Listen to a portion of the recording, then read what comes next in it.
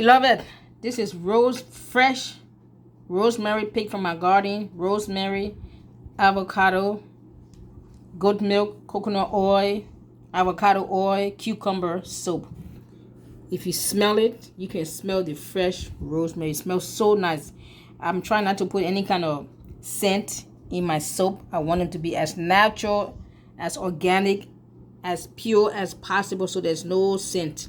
The only scent you're going to smell is the natural fresh rosemary that I picked out of my garden. Blended it, puree it, cucumber oil, what else? Avocado oil and the fresh avocado, rosemary oil and the fresh rosemary. You can't go bad with these. I try to stay away from those essential oils. Some of them have too many strong perfumes. That's my opinion, of course. But those customers out there who like the essential oil in their soap, no problem. You order it, I can put it there just for you.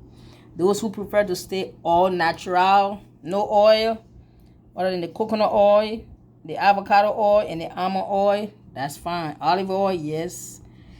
Place your orders. It smells so good, and it's good for the skin, and it's good for the face also.